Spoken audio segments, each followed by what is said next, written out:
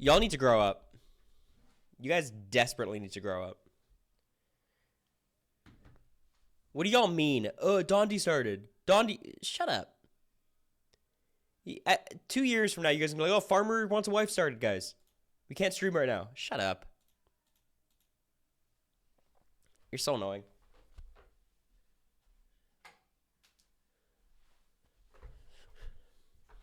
Let me get GoV on 1 second. Yo, it's getting bad for me. It's getting bad. I'm ill again. I don't understand. And I know you guys are going to have all these fucking reasons how to get healthy. I'm getting unlucky. This is a bit absurd.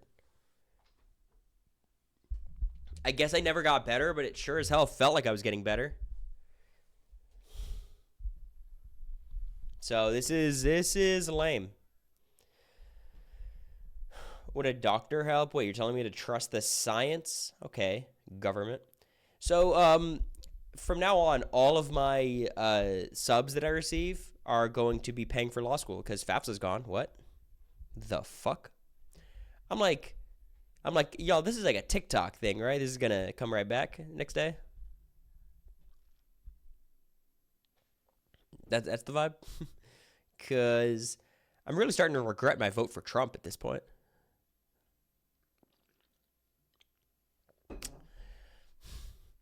It's like, who could have seen this coming?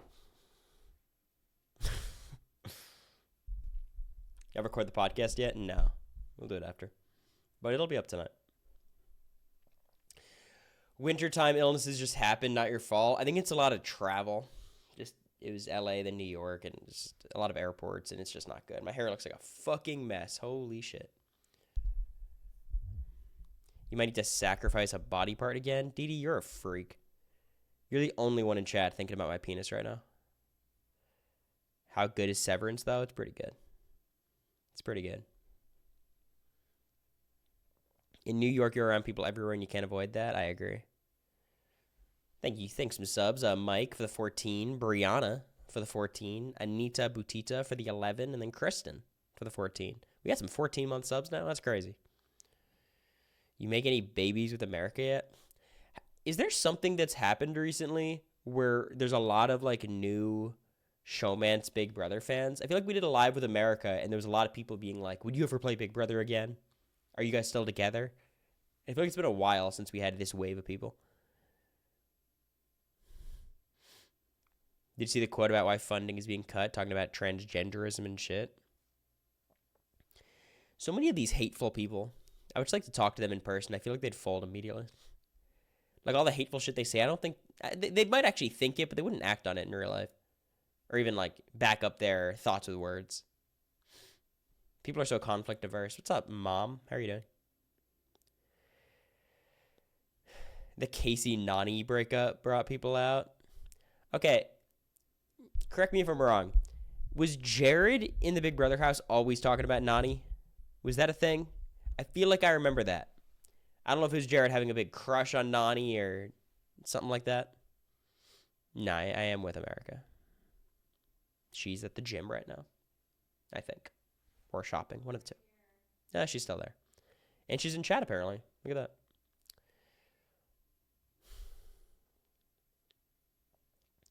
Sounds like something he would say. I remember him talking about Nani a lot. I don't know the context, really.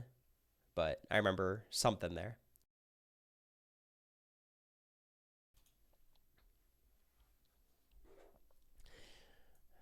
Oh, God. What is happening here? Mom, Dad, and America in chat? Do you just want to get on, like, a Skype call? Like, what are we doing here? Oh, Dad, congratulations. I called my dad recently, and I was like, Dad, you need to help me fill out the FAFSA, because you know all that stuff, and parental income and shit like that. And he was, like, dreading it. He's like, I don't want to do it. He actually might have had a hand in canceling FAFSA, just because he didn't want to help figure it out.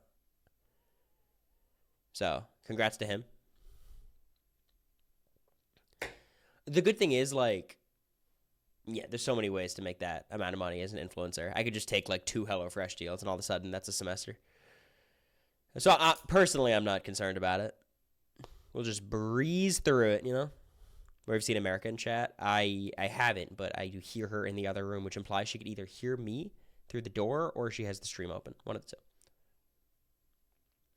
America, the country, voted for less money in their pocket and more expensive eggs, but a really strong, bloated military. Whereas with Kamala Harris, we just would have had the strongest bloated military in the world's history. So, phew. Here's the thing with Trump, though. There's going to be way less transgender swimmers in high school swim meets. And isn't that what makes us happier day to day?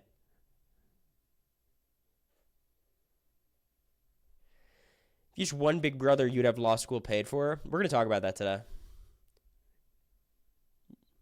Do you think Kamala is left or center? I mean, it's okay. This is a debate people always talk about that kind of annoys me, where it's like Elizabeth Warren is actually like center because the entire American political spectrum is way off to the right. And I get that, but like I always judge things relative to how things actually are. Like in the US, like I'm doing center is like center, not like a political philosophy center. Because I do agree, like most moderate Democrats are right of center if you're talking about democratic philosophy. But I think Kamala Harris, unimpeded by, when she's not running for president, is slightly left of center, but she's basically at the center. Same with Biden. She's further left than Biden, even if her like campaign was more to the right. But they're both just like DNC reps. I guess this frustrates me when people talk about Bernie Sanders and be like, he's actually like at the center. It's like, okay, not really though. Like when you consider the actual landscape of politics at this point, like Bernie Sanders is pretty far left. There's always like anarchists, which, okay, in that case, Bernie Sanders is like a conservative compared to them, but Democrats nominate a progressive challenge impossible. I'm glad they didn't this election. Like, obviously, I wish they did, but they would have lost, and I think they would have taken the wrong message from that. But it's not like they're going to learn from this election and then put up, like, AOC. Like, they're just going to nominate probably Gavin Newsom next.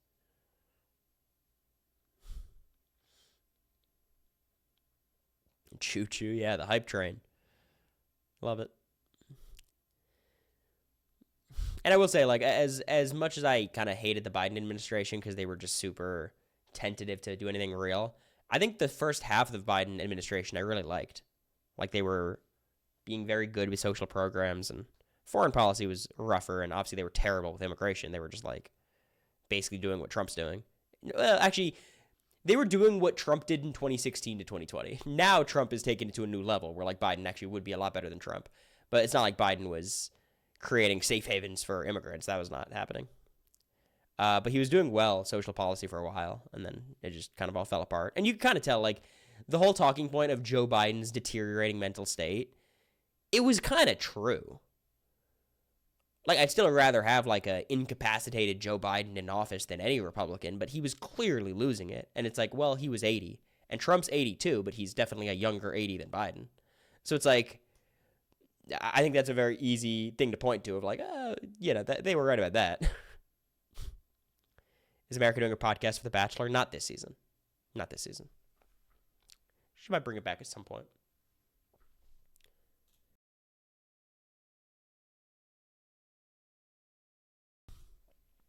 What's America's thoughts on the Gulf of Mexico being renamed the Gulf of America?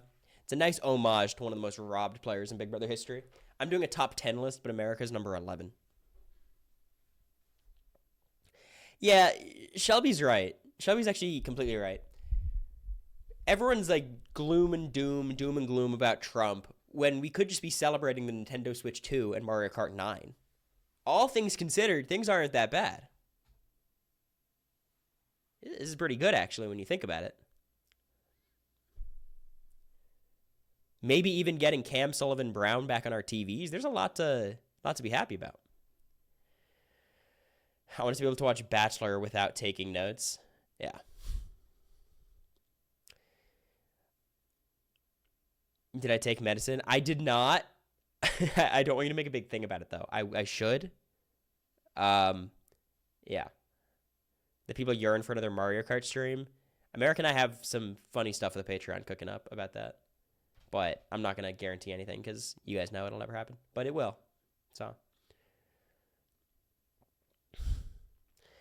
Watching Cam sit down during comp, take a break. Woohoo, so excited. I love it. I think after Big Brother 25, with like the jag of it all, we needed a palate cleanser in Cam, who just didn't take comps that seriously. It was more chill. That was good. Look, I think I prefer that to Cam winning 10 comps, you know? Complains about being sick but takes no medicine. A lot of big pharma heads in the chat. This is a little bit weird, huh? So America earlier today was like, I'm going to go grocery shopping and I'm going to go to the gym. I haven't done either. What do you got for me? I have this. There's only one. Just take it. This. But this is just for congestion, right? Yeah, you're fine. And then this. Take all of it. Just whatever's left. Okay. And then have a ton of these. Thank you. No, it pisses me off, y'all. Can they hear me? No. How you will, like, literally, like, refuse medicine when it's like, hello? Like, it makes you feel better. Why are you torturing yourself? Like, medicine works. Do you want me to unmute the microphone? Actually? No, you've been so annoying. I watched a clip on Twitter today of Cameron saying that America was momming me. Which she's not. But in moments like this, it makes you think. So, Bowie Jane, when she came to Nashville, got me hooked on Sudafed. It's like medicine that works. I'm like, oh my God. When I'm congested. Fuck Cameron. I'm half expecting him, when we see him on the cruise, to be bald. That's just my prediction.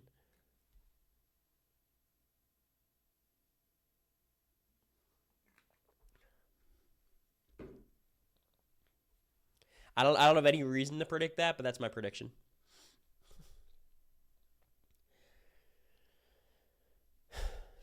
Not straight from the bottle. There's like not enough left is the reason it's straight from the bottle.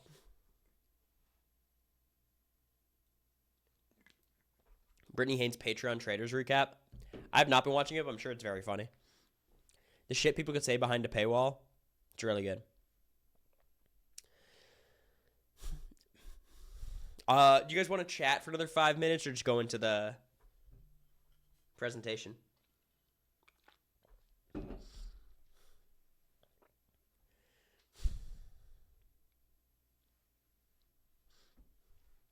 Who's in the background? It's John Locke. He's my friend. Get into it? All right. Shit. You guys said we got to watch Dondi. Thoughts on The Bachelor? It's a bad show. It's like a bad show. It sucks that people keep watching it because they have no reason to improve the show. But right now it's just bad. Can we ask what the formula is to call someone robbed? Tom, have you ever listened to one of my ranking streams? You think it's not going to start with an entire spiel about the way in which I'm measuring robbedness? Let's be fucking real. Let me pull up my chat on my phone so I could respond to you guys because I got some notes up. All right. Boom.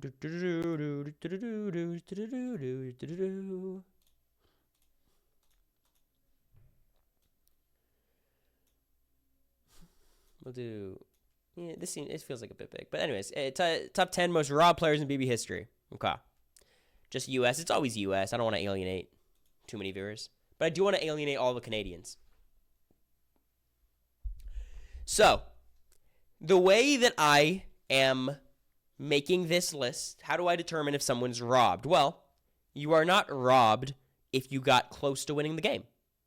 That by itself does not make you robbed. Vanessa Russo in no way was robbed. She got to the final 3. Steve cut her. She lost. Is she a robbed goddess? Sure. She does not qualify for this list. What qualifies you for this list is if your Big Brother game was massively hurt or ended by something completely out of your control. That's how you make this list.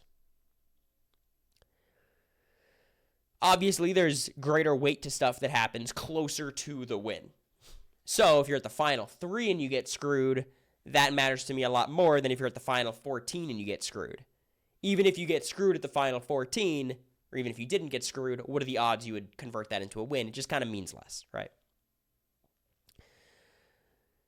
That automatically makes Frenchie number 1. Okay. Now, here's a couple other things that are not on this list.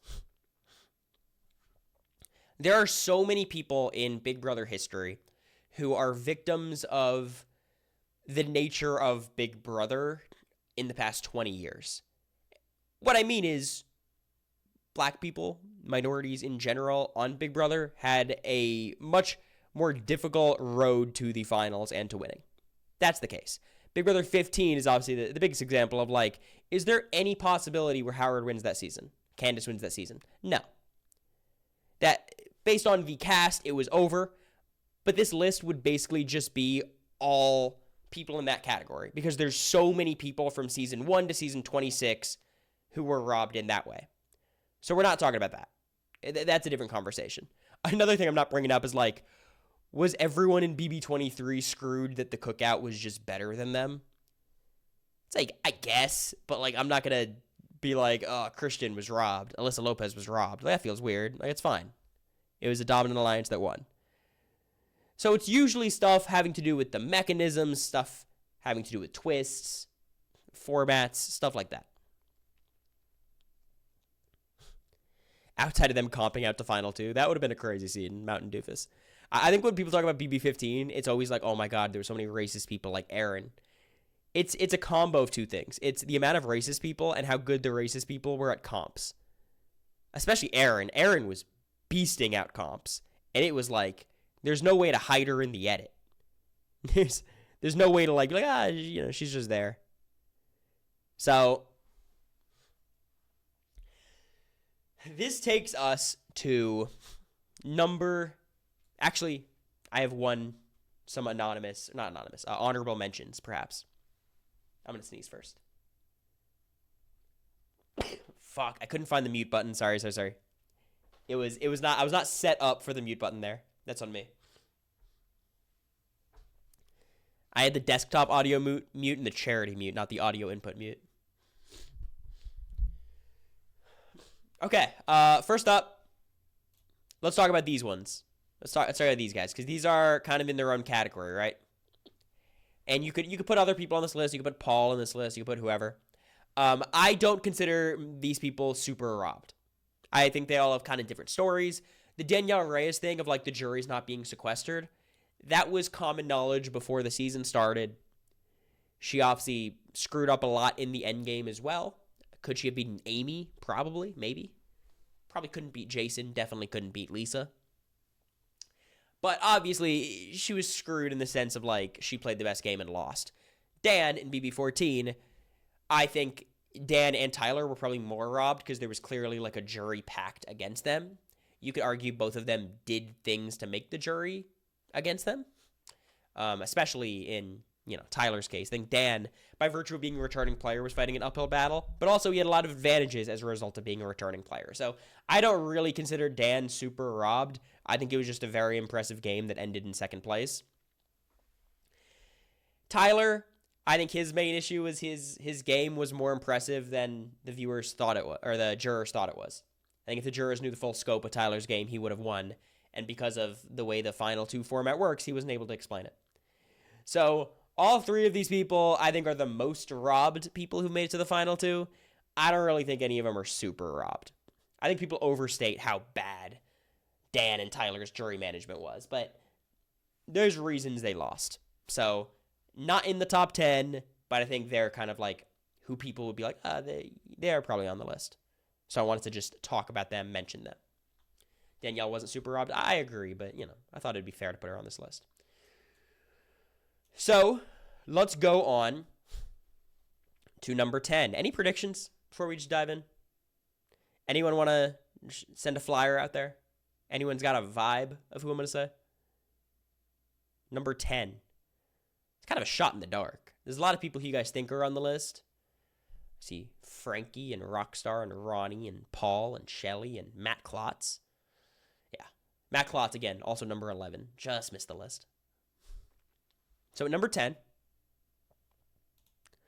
I have Frankie Grande. So, let's talk about Frankie. So we're in the final 5.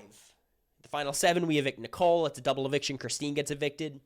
And then Julie announces this twist. The Big Brother Rewind, which is one of the weirdest twists in Big Brother history. Basically, it's a button in that room that everyone's got to decide to press. I forget exactly the details if one person had to press or everyone had to press it. I think ultimately they all did press it, but I think if just one person wanted to, it would have been pressed, right? So they pressed the reset button. Now, they don't know what the fuck that does. All that happened is a clock started ticking down, and the clock would end at the eviction time, but, who knows exactly what it is. If I heard it was a rewind button, I would certainly think it was going to be what the twist ended up being. It was just one? Okay. So it's not like Frankie's fault for, pushing the button. Like, someone was going to fucking push it. So, regardless, they hit the button, the clock starts, they're like, all right, time to just play Big Brother, I guess. And they do the seed saw competition, which is the zombie week, Resurrection Rumble, the balance the balls in the shovel and, don't let the thing fall. Frankie wins it. Ooh, shit. Frankie's in the Final Four. Final Four, you're only 2 competitions away from winning the season. He can't play HOH, but he can play in the veto. Thanks, Anonymous, for gifting Andrew. So he's in the Final Four. And this is why I don't actually think Frankie's like one of the most robbed people in Big Brother history. His noms are terrible.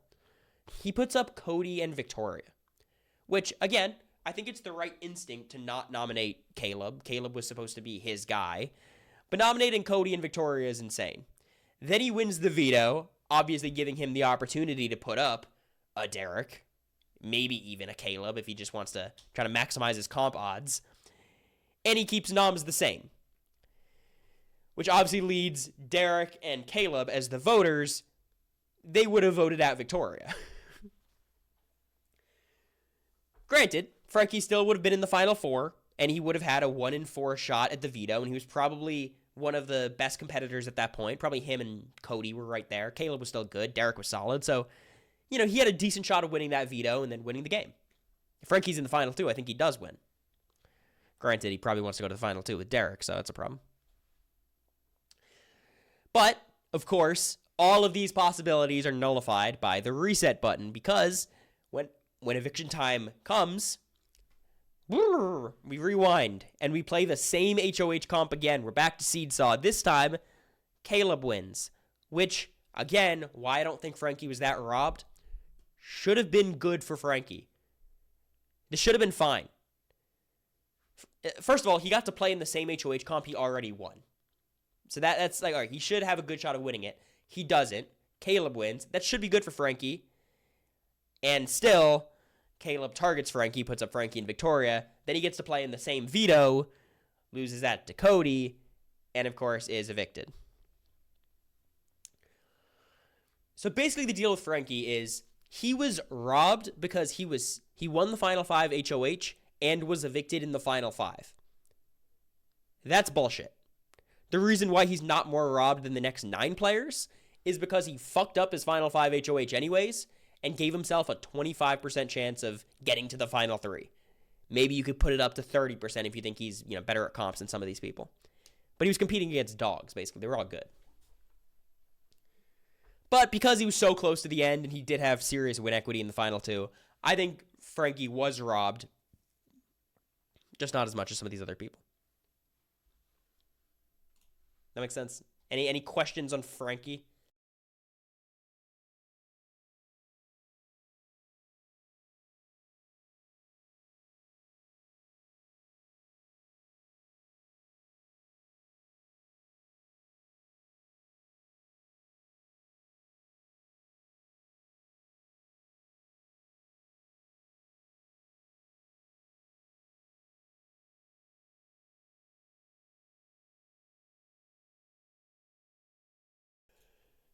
I was just saying, Frankie's obviously, a good player. And maybe some of these decisions were influenced by the rewind button being there, but I just don't really get the logic. Maybe he's like, oh, I have to pretend to be loyal to Derek and them because if it's going to reverse,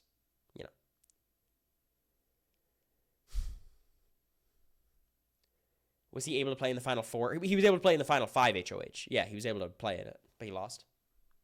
Mike's cracking. Okay. Where is it? Is it fine? Am I too quiet? What do you guys think? if he stayed, I think he would have been able to play in the Final Four HOH if, yeah, he survived Caleb's HOH for sure, which could have been even better for him. America's player was part of his decisions. Yeah, but like Team America was not like a binding contract for Frankie. Like that was on him. Why'd the rewind button need to exist again? Just scheduling. They had an extra week. Which is crazy because they also had a battle back. It's like, damn. Just cast a 17th person, you know? All right, number 9, we have Natalie Nagrati, which it says BB20, but BB18. Natalie. Anybody know why Natalie was robbed?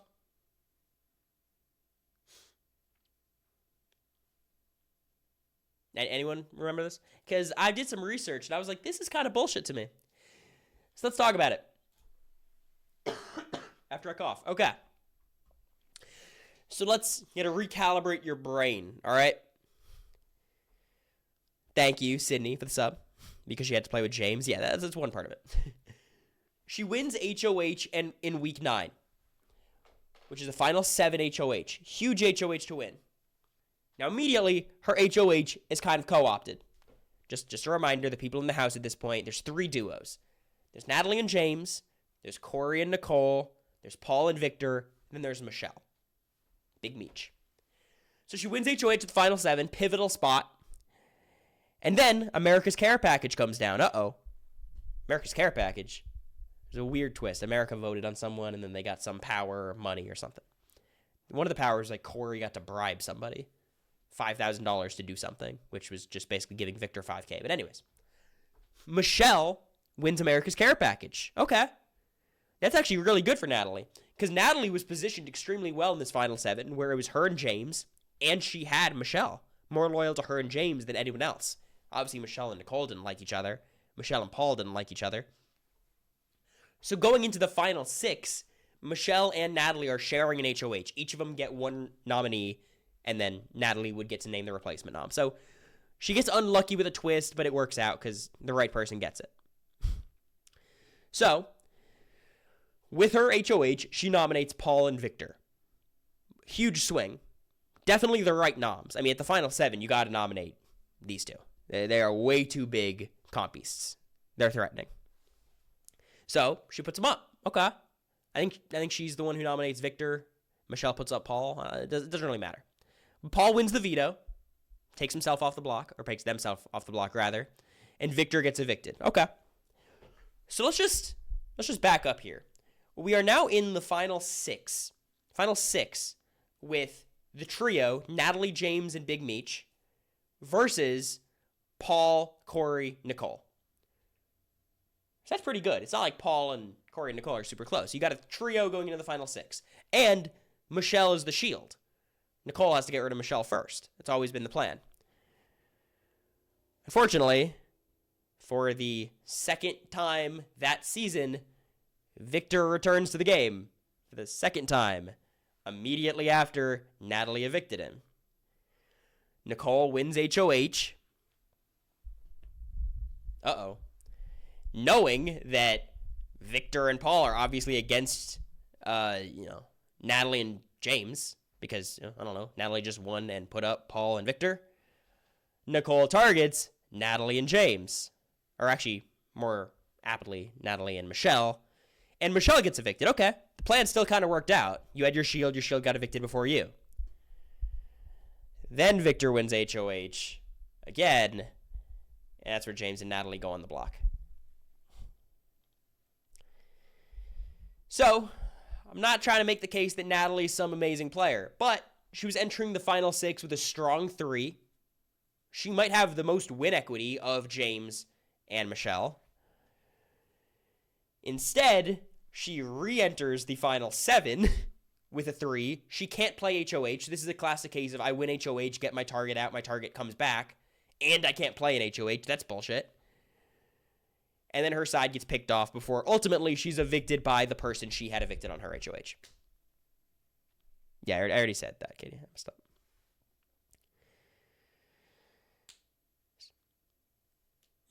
Nicole picking up Paul and Victor as a duo is just good gameplay, though. Like, James and Natalie should have the upper hand in that final 6. Yeah, but you can't have the upper hand in that final 6, Alps, if you've already evicted one of them. Like, I think, honestly, if it was the final 6 and, Victor won HOH and it was just a level playing field, I think there's a good chance that Natalie would have been able to win over Victor. A good chance. But because Natalie had to previously nominate Paul and Victor, she had no chance. None. And it's not like she should have done something else at the final 7. You're saying she should have nominated Nicole and Cory, leaving Paul and Victor in the game, going into the final 6? That's insane. Unless you were confident there was going to be a physical battle back, because the battle back, by the way, was a fucking wall comp.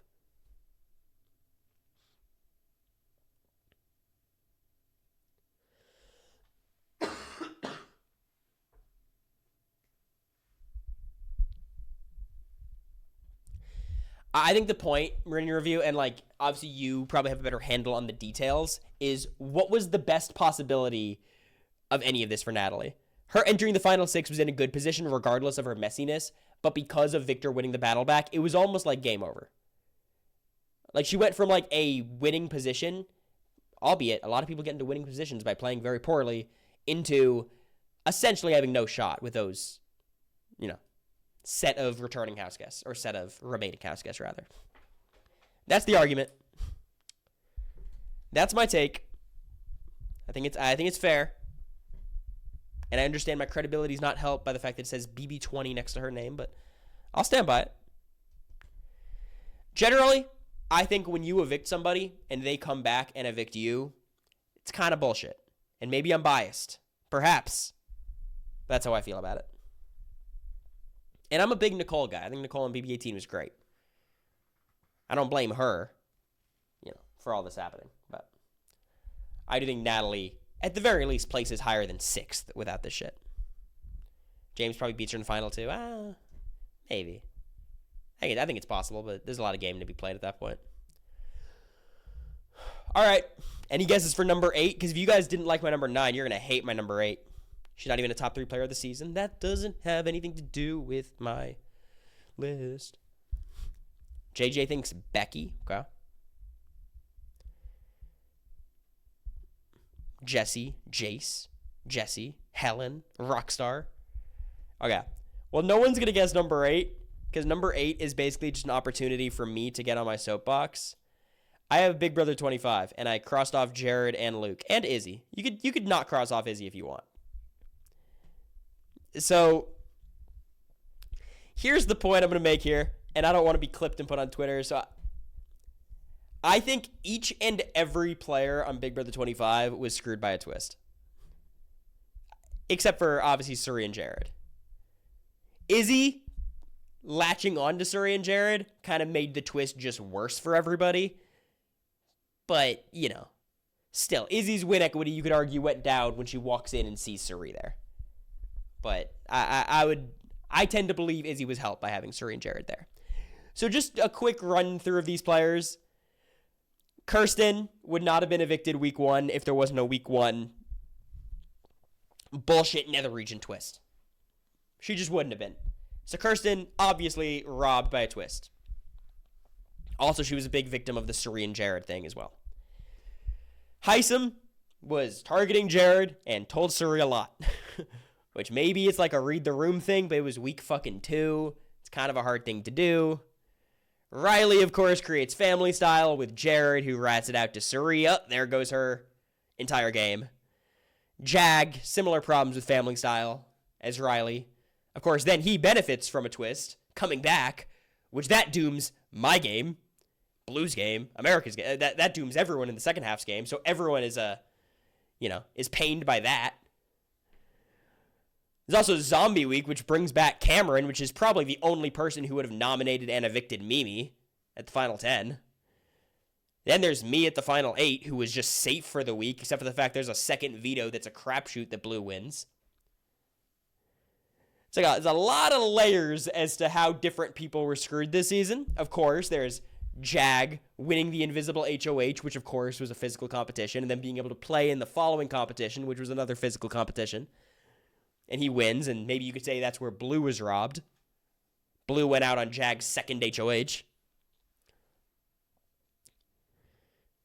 Did Kirsten really get screwed by this? I don't think Kirsten would have done well, but she would have survived week 1.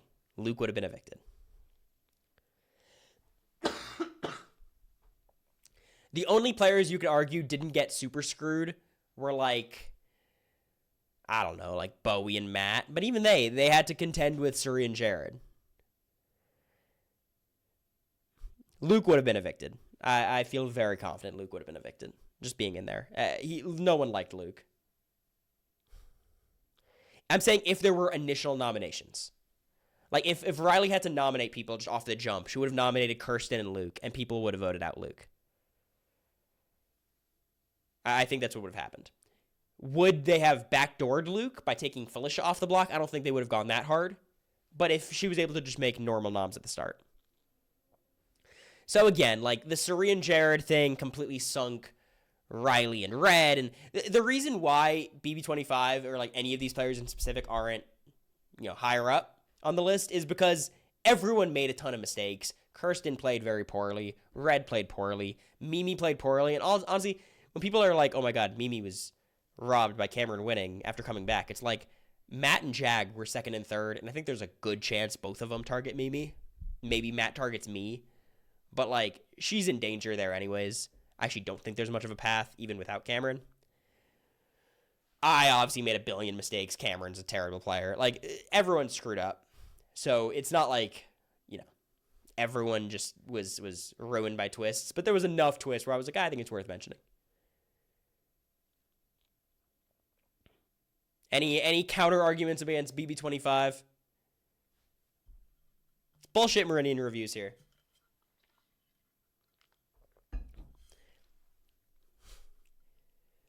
I'm just giving my cute little presentation. Then we got a historian in chat. How dare you?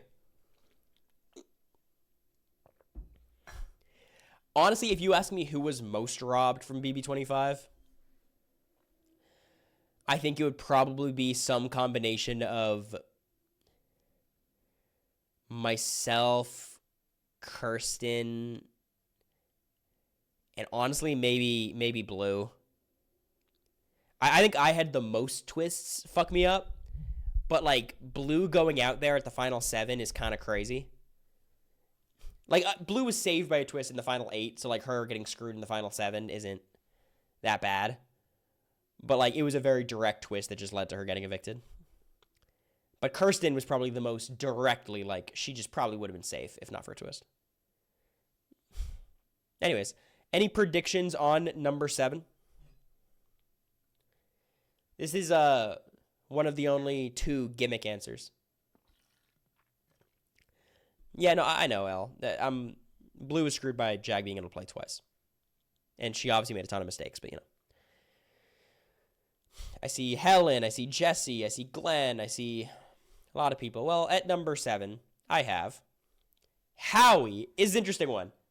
Okay, this is another one that I think we should talk about. Because this is similar to the Natalie Negrati point. Howie's a terrible player. Much worse than Natalie. Did he have any chance of winning Big Brother 7? Not really. But I think the extent to which he was screwed is kind of crazy. I think his circumstances of his eviction are so out there and not fair and bullshit. So, before you all disagree, let me explain. In Big Brother 7, of course, we watched it on the Patreon. Season 6 is dominating the early game. They're doing very well. Right? Season 6. Of course, a lot of bad HOH decisions. Kaser's fucking up. James is kind of fucking... James did okay getting rid of Jason. Janelle's fucking up. They're all getting rid of the wrong people, letting Chilltown gain power. But, despite all this, Howie finds himself in a decent position at the final 8. I believe it's the final 8. Decent position. Not a great position. Decent. He still has Janelle. He's close with George. Yeah, maybe there's something of a path there. Miraculously, at the final 8, it's a double eviction. It's a slow double eviction. It's season 7, remember. So it's like a 2-day eviction. Chicken George miraculously wins HOH. And Chicken George and Howie are tight. They're the Jedi duo. Howie's George's Jedi master. Like, they're close. This is a huge win for Howie. And George, targets James and Erica. James is the target, Erica's the pawn. Now, this is not ideal for Howie, but it's pretty good. You know, it's just getting rid of James, part of the Legion of Doom. Ultimately, Howie's game relies on Janelle being there, so he'll take it. Unfortunately, or fortunately for Howie, however you put it, James wins the veto. Now, there's a lot of debate as to who Chicken George should put up as a replacement nom, because very likely whoever the replacement nom is going to be the target, because Erica is the other nominee, and Erica's a pawn. Now, everyone's pushing Janelle on George. But Chicken George, like, has this weird thing where he just refuses to nominate Janelle because it would be, like, a dirty thing to do. It was very, like, Bowie Jane and Cameron. Like, he just didn't want to do it. He just didn't want to do it. Like, okay. Well, that's great for Howie.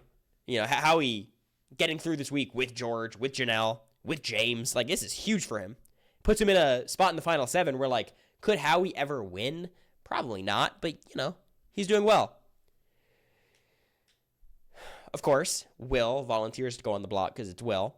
And this would have been great for Howie. If they're able to evict Will, absurdly amazing for his game. Even if he stays, because of the Legion of Doom, because he swings over Janelle, whatever the case may be, getting rid of Erica is huge for him. It's also a great move. It's not really his move, but it's good. It gets rid of one of these people who's going to sit on the block and survive next to him. Yeah, my guess is Erica probably gets evicted. But in the lockdown before the veto meeting, Mike Boogie, who previously won the coup d'etat by, you know, getting that little reap what you sow riddle, starts making a pitch. A pitch that, as far as I understand, based on the rules, I don't think he was allowed to make. And this is where maybe the Big Brother rulebook can come into play. Maybe Giesling traders will disagree with me. Boogie starts threatening Chicken George with the coup d'etat, saying, if you don't nominate someone like, I don't know, Howie, who knows what'll happen next week? Maybe you'll be in trouble. Who can say? Maybe someone will be nominated next week. He did not say he had the power. He said that whoever has the power could mess up your game, George. I hear you. I hear you. It seems like a bit of bullshit to me. And also, Boogie didn't even fucking have the power. You guys can help me with these details. Did Boogie already lose the power by that point because he told Will? He could be lying. Of course he could be lying, but you're not allowed to lie about powers on Big Brother. I read the manual, and I asked questions in my hotel room. Can I create a power? They say no. Can you lie about the rules of your power? No. Now, can you blankly threaten a power that everyone knows is out there? I suppose. He lost it by that point? Yeah, that seems even more bullshit, because now you're lying about a power you don't have. I think it's bullshit. I think Howie should have stayed this week. Then you got him, James, and Janelle playing in the next HOH. Maybe James targets Howie anyways. James is probably targeting Janelle first, Janelle and George, but maybe Howie can get caught in the fray there. Again, I don't think Howie wins the game, but I think this is one of the most egregious cases of, like, this should not be allowed, and I think by the letter of the law, it's not allowed, and it still happened. It was on a lockdown, so we didn't see it on feeds. Yeah, I know that, but I assume in these lockdowns you were allowed to still talk game, because they were talking hella game. Nowadays, you can't talk any game during lockdowns.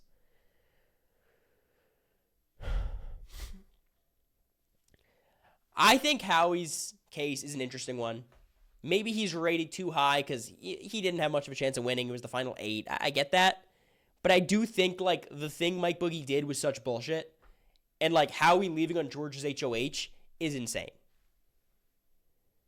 So, in this list of, you know, robbed Big Brother players, I don't think people would expect Howie to be up there, but I think he is a fair person to mention.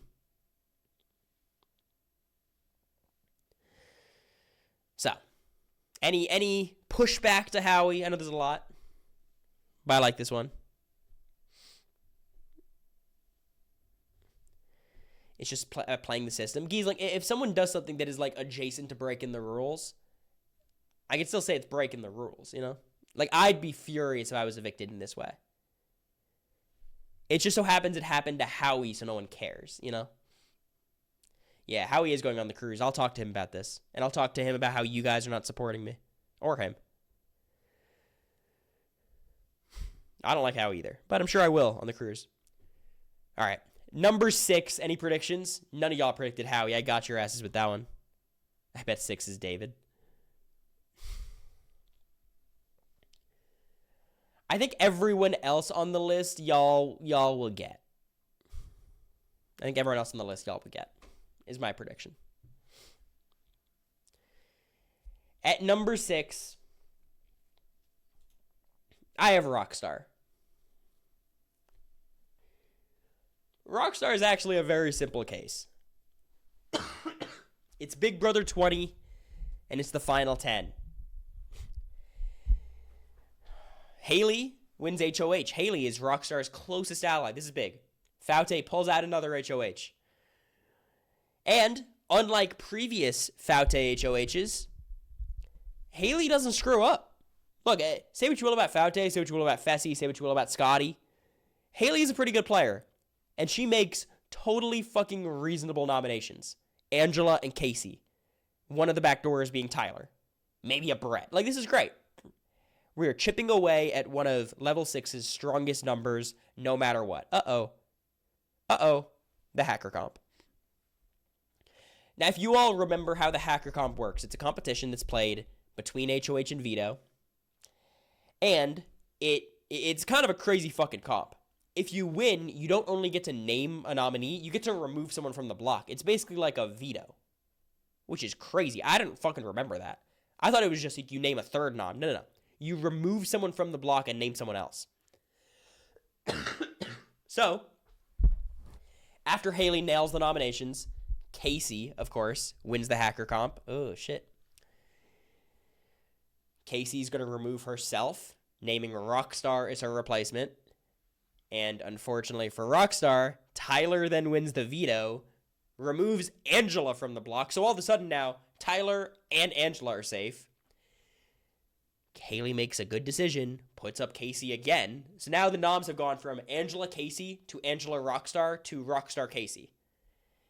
And Rockstar is evicted on Haley's HOH, despite Rockstar or Haley making no mistakes. At least as far as like the big picture strategy nominations go.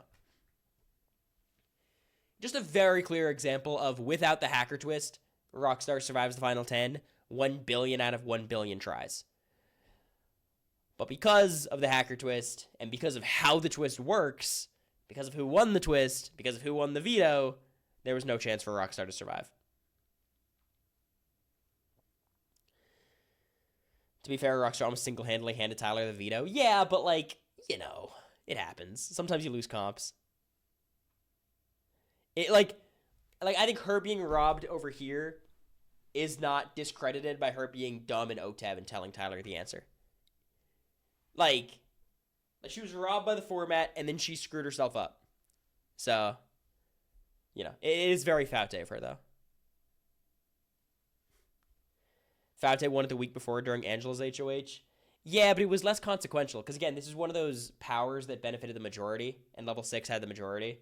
So, like, they were able to renom Tyler, and then it's like, okay, well, now what? You know, so, like, the hacker twist is basically very bad for the minority alliance, which is ffwd. I didn't like her, though. Hey, that's falling on deaf ears. I love Rockstar.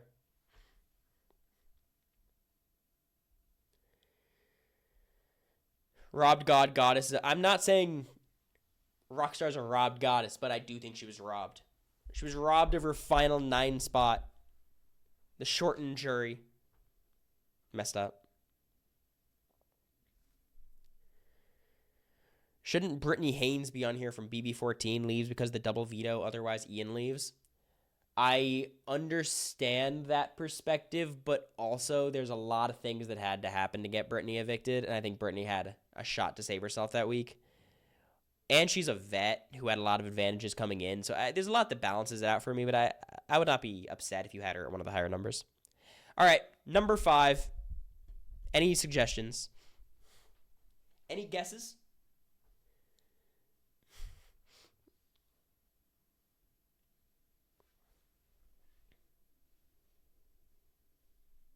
Yeah, like, was Brittany robbed? I don't think so. It was just The cookout is winning. Like, I don't. I got Jesse. I think a lot of people overrate the impact of Jesse being robbed. Like, if the coup d'etat doesn't happen, does Jesse win the season? I don't believe so. But yeah, he was robbed. Context, I think most people know about this, but we'll just go through it quickly. Shima wins the final 9 HOH, nominates Lydia and Russell. Kind of dubious nominations by Shima putting up Lydia, but, whatever. Shima's one of Jesse's closest allies. Jesse's in that position where he has a lot of kind of cult members around him. He has a lot of cult members. He's got a lot of people who are willing to die for him, Natalie and Shima and these people. And Shima wins HOH, so he's safe for the week. Into the final 8, he gets to play in HOH. You still got to deal with Jeff, which is a problem. So, he's by no means sailing to the final 2, but he's in a really reasonable spot to win the game. Kevin wins the veto, doesn't use it, so the noms are locked to Lydia and Russell. Russell should be getting evicted here. Unfortunately, the week before, and this is the main reason I think Jesse was robbed, America voted to give Jeff the coup d'etat.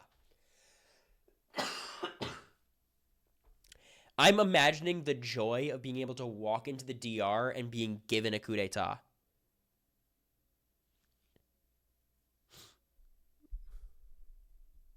Am I wrong about that?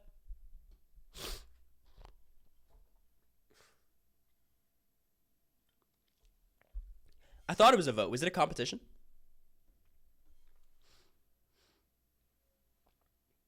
He won it by a vote. Okay. Yeah. It was a vote. So that's bullshit. If it's a comp, like in Rockstar's case, Casey won the hacker. Bullshit. She won it. Here, like, come on. Jeff just got voted for. And then Jeff uses the coup d'etat, because I think it was expiring, is the reason he used it, to save Russell, puts up Jesse and Natalie, which is a death sentence. You can't be sitting next to Natalie on the block. It's not like a failure of Jesse's social game there. And Jesse was evicted, despite controlling most of the game up until that point. Now, I don't think Jesse was in a winning position. He was in a position where he could win, where he could make a deep run. He was also given the first HOH, so there was some stuff going for him that season, but this, really, he just got sniped out of the game due to no fault of his own. Due to America liking Jeff Schroeder. That's insurmountable. So it's unlucky for Jesse. Gets evicted here. First member of the jury. Sad end to one of the biggest characters in the show's history. All right. Number 4. Number 4 is a bit of a controversial one. I don't know how you guys are going to think about how I made this decision, but I'm happy with it.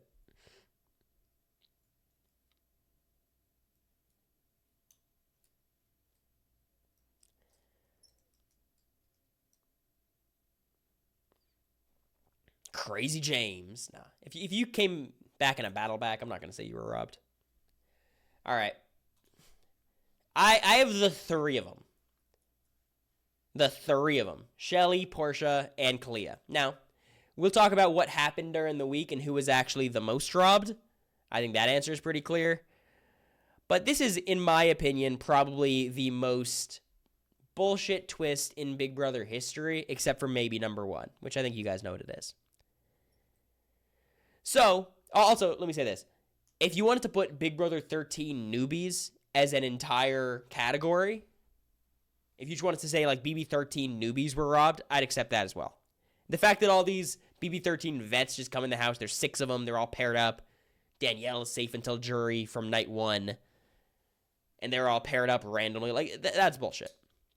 But let's talk about these 3. So we're at the final 6. Shelly just flipped and evicted Jeff. Crazy. And her reward? We'll see. Portia wins the final 6 HOH. Huge win. She had to beat Rachel. She had to beat Jordan. She did it. Wins final 6 HOH. Nominates Rachel and Jordan. Uh-oh, wait. Back it up. Before this, Portia has the option to open Pandora's box. Okay? Now, you could argue, Portia, you're in a good position. Don't open Pandora's box. And I'd understand that. Like, if I'm in Portia's position, I'm not opening that shit. But maybe I'm more impervious to production. Like, I'm sure production was like, hey, wouldn't it be cool to open the fucking box? Wouldn't it be cool? Production was not letting her. Yeah, exactly. So she had to open Pandora's box. She could have said no, I suppose, but, she opens it. Two things happen. I need you guys' help for one of them. The duos twist returns. If you remember, the way the season was working previous is everyone in the house is put into pairs because, the returning dynamic duos of Rachel and Brendan, Jeff and Jordan, Dick and Danielle. Everyone's in pairs. You would nominate a pair for eviction, and then you'd vote out one member of that pair, and the other pair was safe for a while. So in the final six, what this means is Portia wins HOH, and she gets to pick someone to be in her pair. They're safe, basically. And she picks Kalia. Seems like a good pick. Of course, Rachel picks Jordan, and then you got Shelly and Adam. So, Portia makes the right call. She nominates Rachel and Jordan. Unfortunately, by Pandora's box, they also had the duo do-over comp. Someone remember what the actual Final Six comp was? I'm pretty sure it was something Rachel had already won, right? Was it the banana thing again? What was it? The hot dog? It was basically the first HOH again that Rachel had already won. An endurance veto. I know all about him. And of course, Rachel wins, saving herself and Jordan, which forces Shelly and Adam on the block. Underrated part of that twist also means Jordan and Rachel have the voting majority. In a final six, 2 people have the majority, which allows Rachel and Jordan to vote out Shelly. So, who was the most screwed? I think Shelly. Shelly was evicted on a week where she was safe otherwise. But I don't think she had as much win equity as Kalia or Portia, specifically Portia. So if you want to say Portia was the most robbed because, let's say they get rid of Jordan there or they get rid of Rachel there, then she's in the final 5. Probably get rid of the other one. She's in a winning position. But in one of the only cases where I'd say, this might be rigged. This looks a wee bit rigged to me. All 3 of these players, specifically Shelly because of her eviction, Portia because she had a real shot at winning, lost. Kalia had more win equity. It just kind of depends on how you view, comp ability. I would just think Portia would have a better shot, and then whoever, won would take Adam. So, this takes us to number 3. Any predictions? We're at the final 3, top 3 most robbed players. I think this next one is my favorite. It's the silliest. At number 3, I have Sharon. Now, again, I was not the most locked into Big Brother 9, but what the fuck was this? Sharon Obermuller. All right, so I assume a lot of you guys are not familiar with Sharon's game, and I'm with you. But I do know the circumstances of her eviction. So, Sharon is in the final 4. Final 4. The HOH comp. And I think, in my opinion, this is the most clear case of Big Brother being rigged. Big Brother's not rigged. It's not. It really isn't. I was there for 79 days. It is the least rigged show. But if I watched this, I would think it was rigged. So in the final 4, it's an HOH comp. It's the classic step forward, true or false. Sharon is up 1 point with 1 question remaining. It's one of those 7 questions. Whoever has the most points wins. She's up 1 with 1 question left, meaning if she gets the last question right, she wins and it's over. The other person, who's in second, it's Ryan, has to say the opposite answer as her and get it right. It's the only way this goes to a tiebreaker. So, let's get to the final question. Is there still a pre-existing relationship in the house? Season 9, there were 2 pre-existing relationships. There was Sharon and Jacob and Ryan and Jen, I believe. Jacob's his name? 2 pairs. Now, of course, Jen was gone. Jacob was gone. So the answer to this question, there's 2 existing pairs. 1 of each pair is gone. What do you guys think? Is there an existing pair remaining in the game? I'd run a poll in chat, but it's too much work. What do you guys think?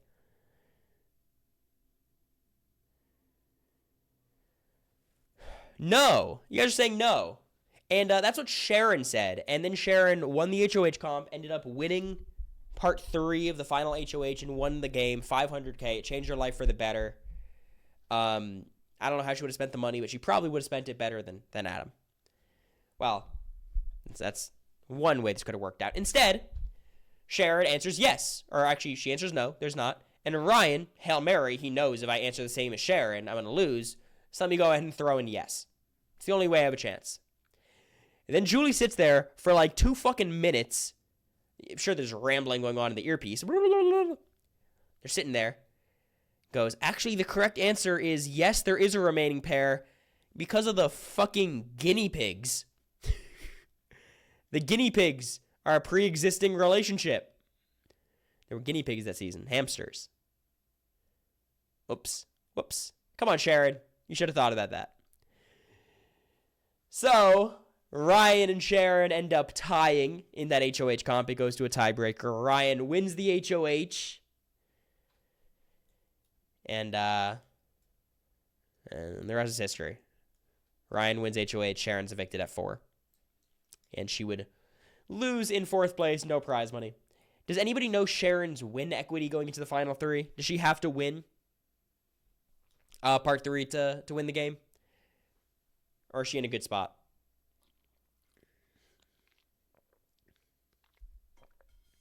Anyone know the lore? She had to win? Well, you know, you put yourself in the final 3, you get rid of one of Adam or Ryan, you've got a really reasonable shot of winning the season. So, you know, she was robbed a spot in the final 3, guaranteed, and is evicted that very round. So, this is a case of, I think, the most production interference. There's 2 options. Either it's production interference or the worst written question in reality TV history. I'm more inclined to believe it's the former. So Sharon was robbed of a 1 in 3 chance at 500K, and that's pretty bad. She did win a battle back, though. Sure. But, you know, we live and learn. That takes us to number 2. Any predictions? Number 2, I hate to say it's not the most straightforward answer. Yeah, I was thinking Giesling of putting, like, Nick Uhas as one, but, like, I think that early in the game, there's so many ways to maneuver otherwise. I think Rockstar is more screwed at the final 10 than Nick is at the final 14. I see Kathy, I see Tommy, I see Helen. Well, at number 2, I have a list of 4 people. All to different degrees. The night 1 evictions. Jody, Cam, Glenn, and David. They're all robbed to different degrees. I think Jody, of course, is the most robbed. She's in this weird set of competitions where Dan just chooses to evict her. And I think if you simulate the season 10, 15 times, she's probably evicted in that first spot like half the time, a little more than half. So that's pretty unlucky. Cameron had a bit more wiggle room, like there was a vote at least, but it was still night 1. It was always going to happen. Cody won that first HOH. Paul's coming back in the house. Cameron's the type of person you should evict in that spot, so pretty robbed. Glenn, probably more screwed than Cameron, because Glenn seemed to have a decent positioning in the house with Paul and Victor, and I forget what their alliance is called. It was not just the Freakazoids. They had a bit of an alliance. And Glenn was eliminated purely based on competitions, which I think is perhaps more of the bullshit than like a Cameron, for example. He just lost a comp. And then David, first of all, he's screwed by being on BB21. Jackson being camp director. There's a lot of parts of that are bullshit. But he, again, loses comps, which results in him being evicted. Maybe he's a little bit less screwed because he had a chance to win his way back. But, I mean, so did Cameron, I guess. But Cameron had like a 5-step battle back he had to win, and David had to win a crapshoot, so. Of these 4 players, we have no idea how Jody would have done. None. Cameron, again, I think he had a lot of potential. He's just a fan of the show, and, you know, it's a successful archetype usually. Glenn, he was well positioned, I suppose, for night 2, but what do you think? And then David, I think people during the season thought he had a lot of potential, but then he came back on 22 and maybe not.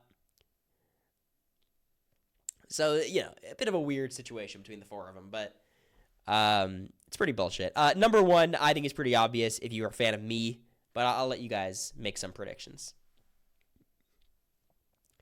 And I don't have a long blurb for this because you could literally go week by week and describe how this is unfair. But the number 1 is Eric Stein. And I saw Giesling in the chat talking about Dustin. And yeah, you could say Dustin too. You could say Jessica. There's a whole list of people you can say were screwed by America's Player.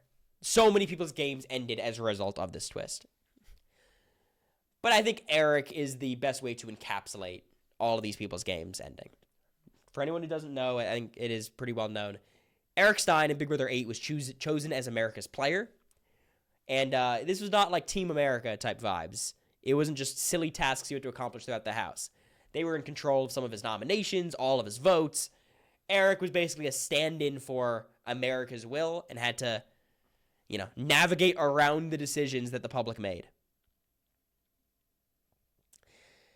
Of course, this resulted in America protecting Evil Dick and Danielle week after week, causing Eric to evict his allies week after week, most prominently Dustin, who, I will blame Dustin a little bit. Like, he volunteered himself to go on the block, basically.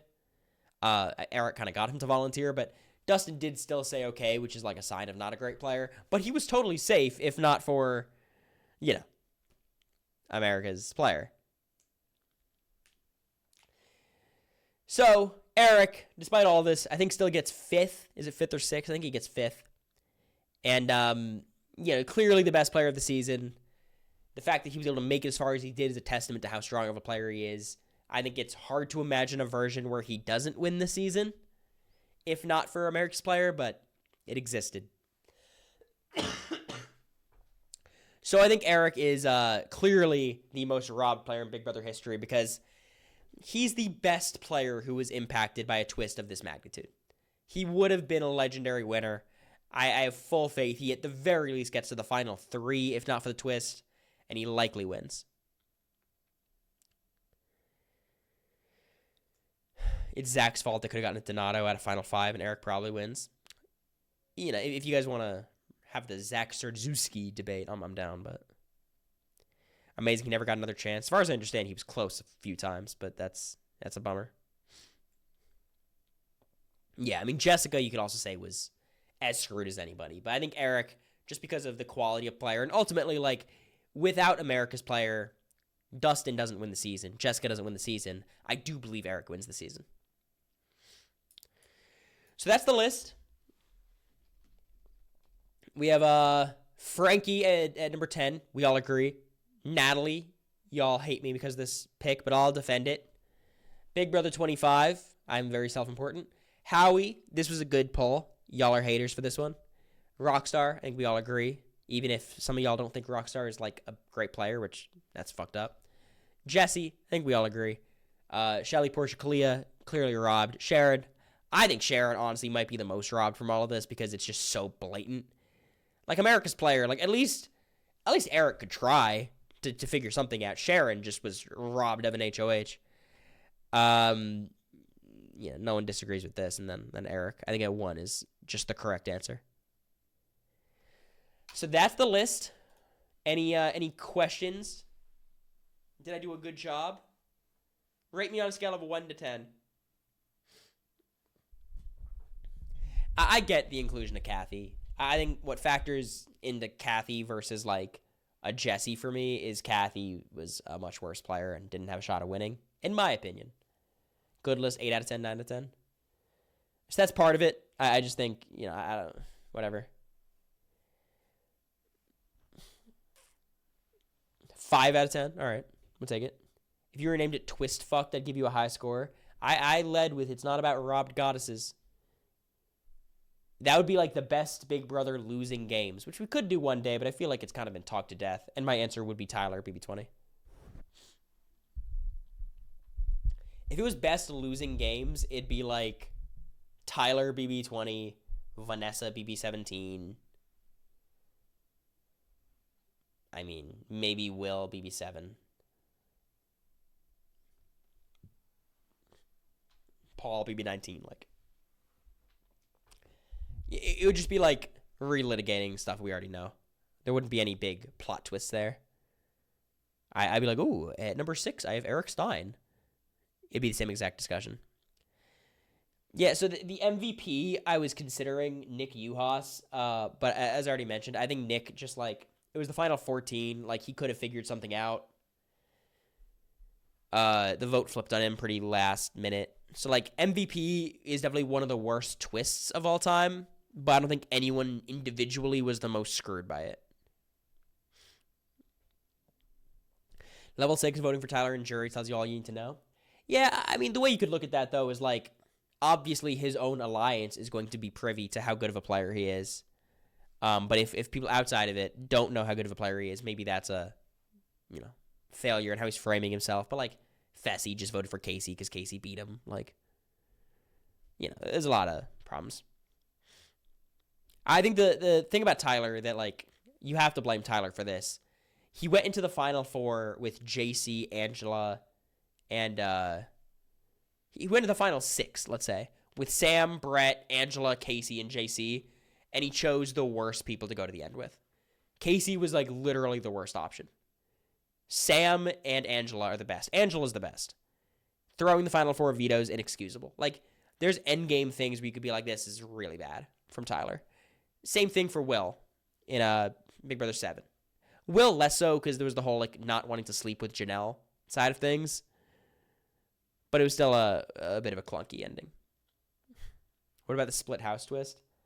I think split house, you still had some room to maneuver. But it was definitely tricky. Like, I think I was more screwed at the final 8 than, Joseph at the final 10. Dan threw part 3, and who cares? That was probably a good thing, right? Dan throwing part 3 was the right play, no?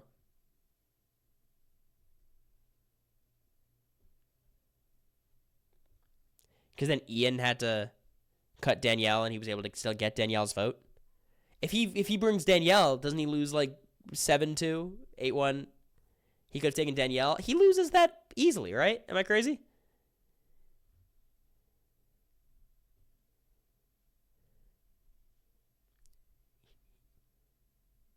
No, I think Dan loses to Danielle. No fucking way.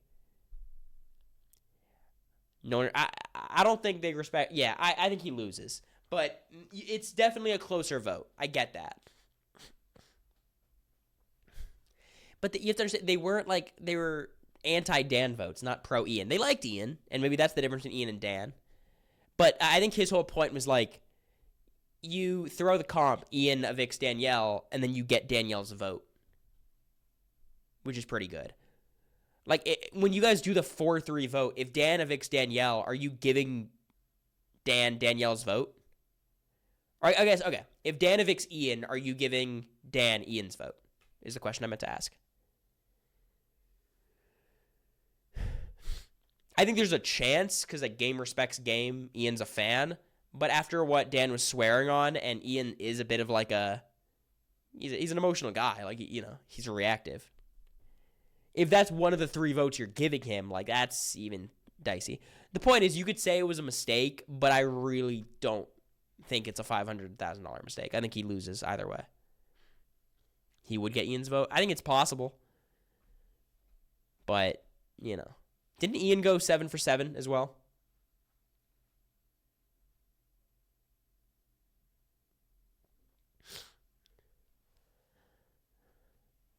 Anyone remember? No, I'm talking about the part 3.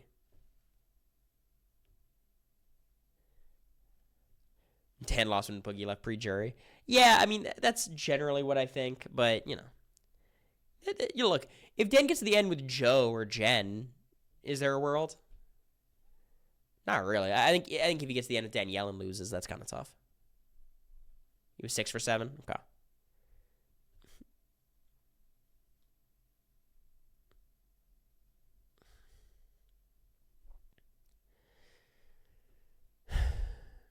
Can we get some sort of Brant steal out of this? the most raw. I think it would not be interesting with this set of players. Like I'm looking at them like it would really just be us going through the motions.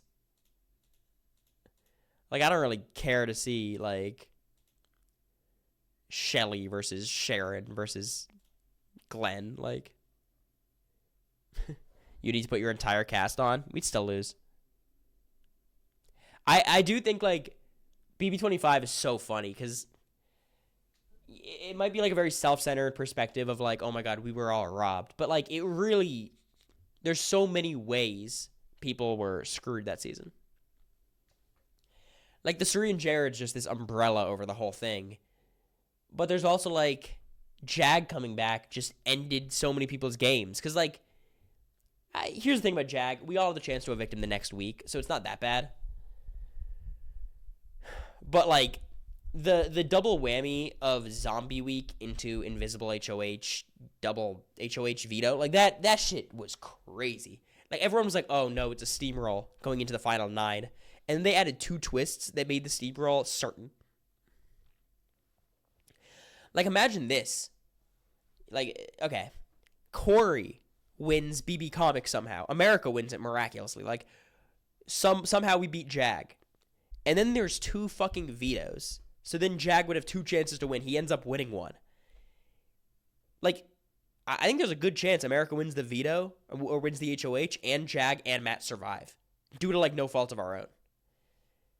And then they're also guaranteed the next HOH. Because America always tells me, like, that Demented Dentist comp was total bullshit. Like, it was so physical. For no reason either. Like, the design of the comp was not meant to be physical.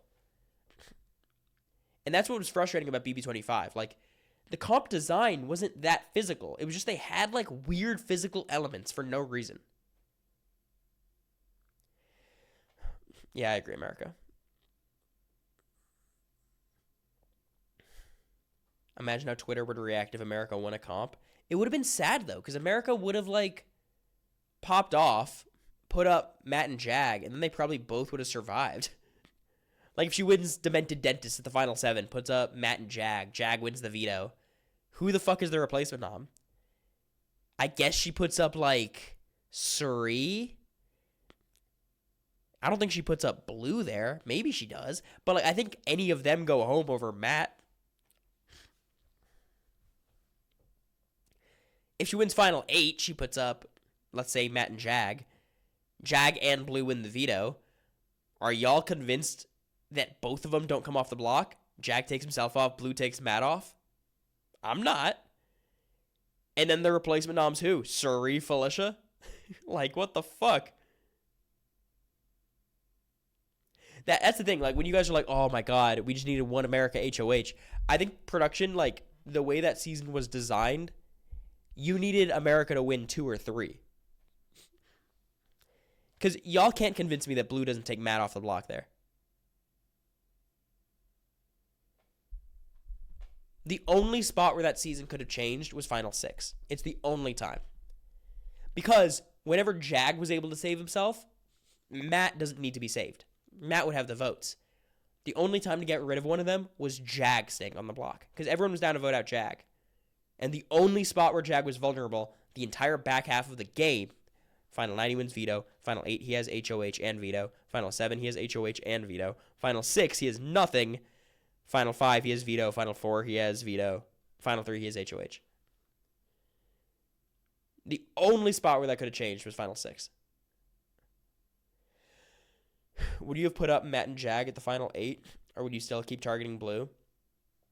I think I would have put up Matt and Jag. I mean, America and I were talking about it, but I think there's a chance I put up Blue and Felicia after hearing about the double veto.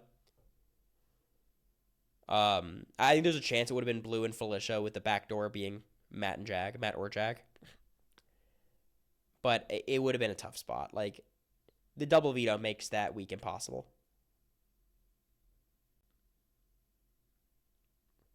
Maybe America could have gone to Blue and said, if you take down Matt, I'll put up Suri. I mean, I guess. I don't know. It's interesting. I guess, why did anyone target Suri after she was introduced in the game late? Because she had 2 family members in the game, and she was safe week 1. There's a lot of reasons why Suri wasn't targeted. Like,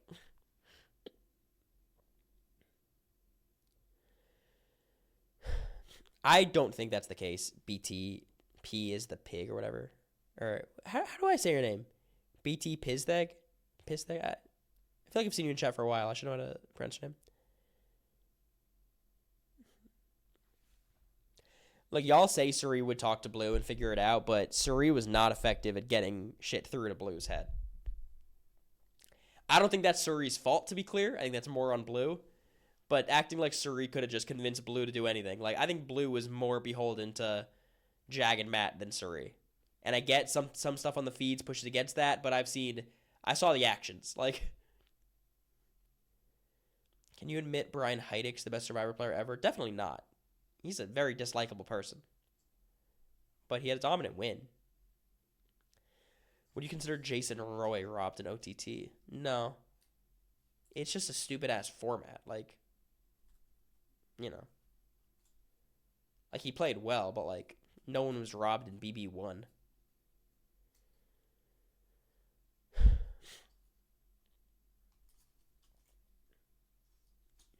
BTP is the G. BTP is the G. Okay, I see that, actually. I should have been able to put that together. I'm telling you, like, there's part of me that is grateful that Matt and Jag just ran the table at the end. And Bowie, like, because it lets you guys have the, like, delusions, the fantasies of, like, oh, if only Suri won HOH and put up Matt and Jag, or Felicia would have been the worst. The clips I see from Felicia would have put up fucking America and Bowie. Like, that's the delusional one. And I know you always say, like, oh, Suri would have gotten to her. I think Felicia would have been a terrible HOH to win. Felicia had no chance in the final two. She had the least chance jury-wise of anybody.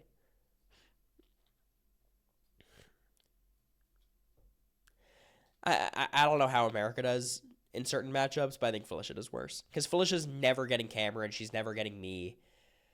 I don't think she's ever really getting Jag. She's never getting Bowie. She's never getting America. Like, she could maybe get Suri and Matt, but I think that's pretty unlikely too. My goat Suri never loses if not for inequitable comps. I think Suri, in terms of, like, the type of player she is, always loses in 5th, 4th, or 3rd. I mean, she could have won with, like, Jared and Izzy, maybe. But, like, equitable comps or inequitable, like, even, like, a normal set of comps, BB26 comps, she still loses every comp at the end. Like, there's two parts of it. There's, like, being bad at comps. Like, Felicia is not bad at comps. Felicia just has no chance because of inequitable comps. Suri, I think, has both, unfortunately.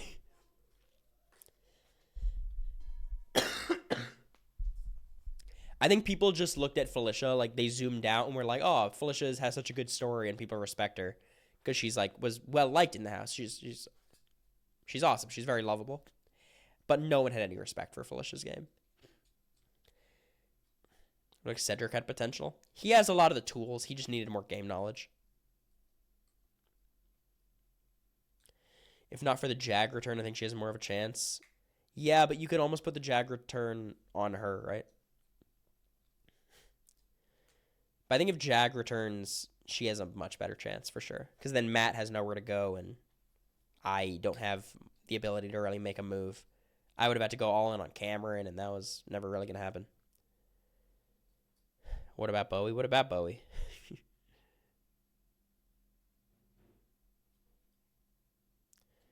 If Cam didn't come back and get out Mimi, we probably could have maybe got Cam, Jag, and Matt all out before Final 2. I disagree.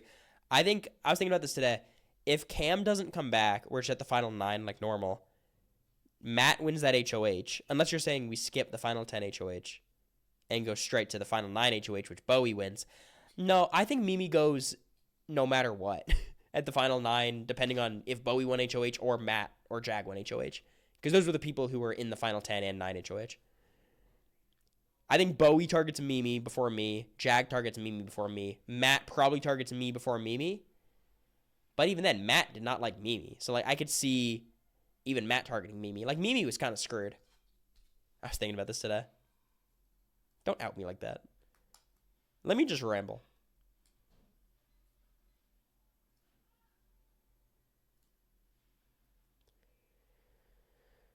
Plus, Suri got screwed with your cast. You want to rephrase that sentence? She got screwed with our cast? Mimi's in the comp, now you don't. Yeah, that's fair. If Mimi's playing in the final 9 quiz comp, she could win. That's true. That's possible. I think it's unlikely. Like, she'd have to go 7 for 7 and win the tiebreaker, but she would have won the tiebreaker. I'll give her that. She also stood no chance because she wasn't studying for that comp because she was on the block. So, oh, struggling with me being cast.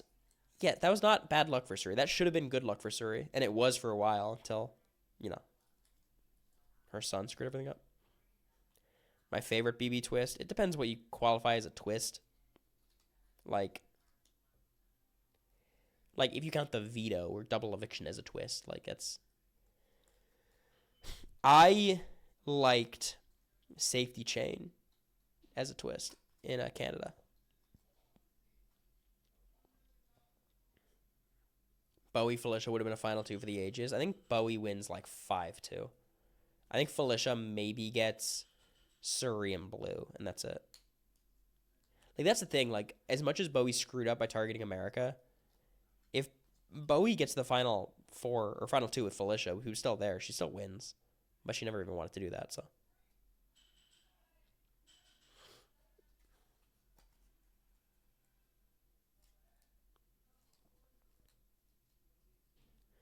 Coming with Zach as the 18th house guest. God, that would be so bad. Playing as a duo from the start. Like, it's a huge advantage, but, like, if people know about the duo, it's like, well, one of you's fucked. Any final questions before I head out? Chill for 10 minutes, then film the podcast? What week do you start to pick America in a hypothetical safety chain? I think very early. I think the way the safety chain would have worked in BB25 is like Suri, Jared, and Izzy, they all would have picked each other, and by the time I was picked, there'd only be like 1 or 2 people left. If I got like first pick or something, that would be kind of awkward. It'd probably be like until like week 4. Before that, I would probably pick like Jared or something. Where is your girlfriend? Is she with you? She's in the other room. If you could pick a different season to be on, what would it be? Season 17. I think it was that season has like my speed of the chaoticness all the time. Compare your game to Quinn's. I think Quinn is naturally a lot more social than me, and like 99% of the time will have a better social game than me. But I think he was on a season where his gameplay was way too fast. And on my season, the speed of gameplay was better. I think I have a more level head strategically, but he's like inherently better socially. And usually I'd prefer social to strategic, but maybe you say the gap strategically is big enough. And it's not like I was terrible. Like, I think obviously people have criticized Quinn's strategic game a lot. I don't think my social game was that bad. Like, it was probably about average. Which you could say his strategic game might have been worse than that. But even still, on BB26, I think he probably had the 3rd or 4th best strategic game. TBH.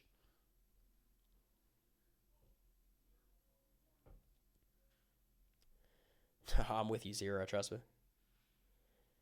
Is he higher upside overall? I don't think. I think it's hard to make that argument with like what we did on our seasons, but like the main argument you can make for Quinn is he has an outwardly better social game, which even then, like I think the way my personality works is like I probably am less likely to have people hate me, but less likely to have people love me.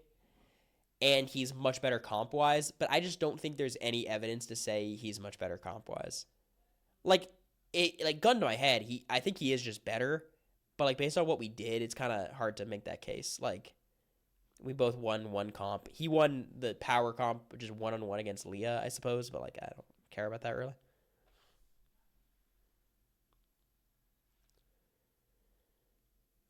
Good Whittingham. Quinn did like really well on the wall though. He's very good there. I told you I view top 30. I think that's a very difficult case to make, Giesling, but I appreciate it. I think I'm pretty clearly like somewhere from like 50 to 80, something like that.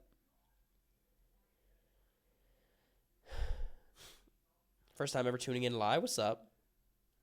The only real sweater man. Glad there's a lot of fake sweater men in my chat. Am I the only one who thinks it's a 7-person jury season? It feels like a long ass season. I like the 7-person jury. I did not think it felt stupid on BB 26. On BB 25, it was stupid because it took so long to get the jury. Your reads on people were better than Quinn, even though more people liked him. I don't think Quinn's reads were wrong. I think Quinn just like his game exploded a lot faster than mine, and he was always playing from the bottom, where I was playing from a position of power for like more time. Like I was playing from a position of power like weeks 2, 3, 6, 7, a little bit of 8. Like I had like more times where I was in a good spot. Whereas Quinn, like after Tucker blew all the shit up, it was just hard to get back to a neutral standing point.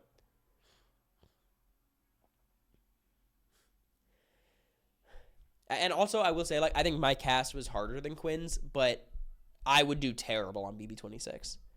Like, I think I'd be okay, probably. Hopefully, I would change up my game to the house, but, like, that house was so slow and boring, and no one was talking game. Like, I would have gone crazy if I was Quinn.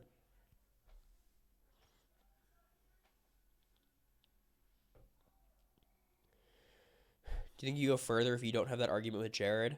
No. I don't think that mattered. The fact that I survived the next week, Cameron got evicted, I think made it clear that fight did, like, nothing bad to me. Like, was there a way to do... Like, here's my thing. I don't think there was a way to execute the Izzy flip without them being pissed at me. Because they trusted me so much more than they did Jack or America or Bowie or even Mimi. Like, Izzy and Jared and Suri, like, they were targeting me to different degrees, but I think they were, like, felt betrayed by me because of my relationship with them the entire game in a way that the other people didn't. Possible ban evader monitoring. Shut up, Spider-Man.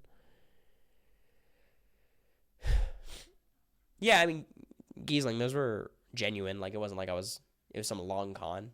Like, I did bond with Izzy better than everyone else in the house, basically, except America. Maybe Jag in moments.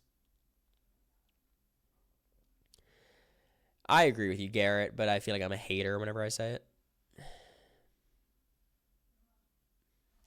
Yeah, I think you're right, chaotic. I think I would have...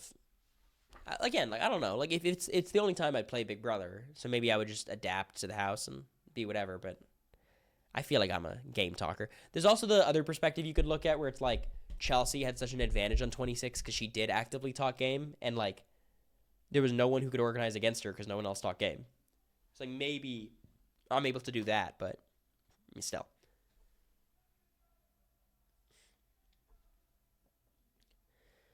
Do you talk to Jared, or is the relationship with Jared ruined for good? It's not ruined for good. Jared's fine. I don't talk to Jared.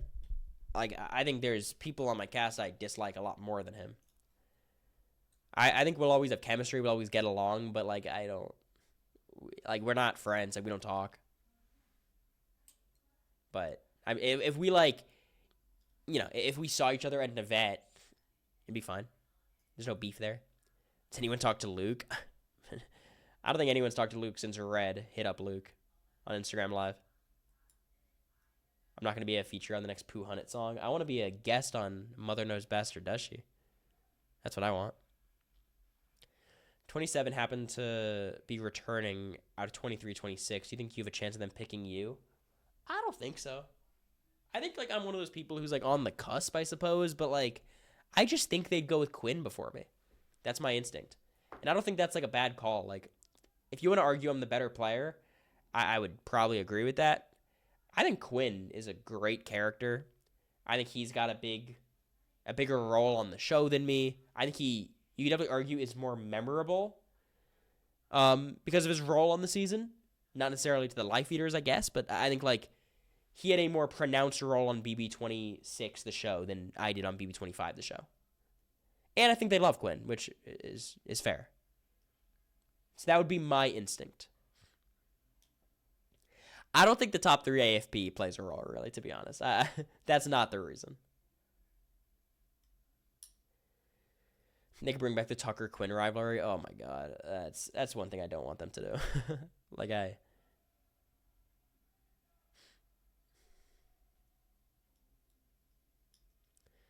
planning on doing a watch along with Survivor Australia versus the world. When does it start? Is it pretty soon?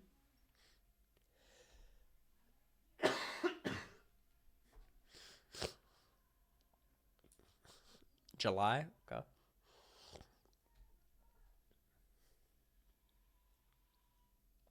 Maybe. I'll definitely watch it, so.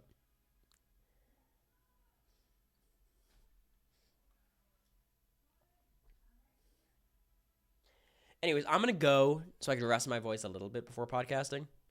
Because I'm just sick and I should not be talking this much. But fun little stream, a little bit of a top 10 into yapping. My favorite.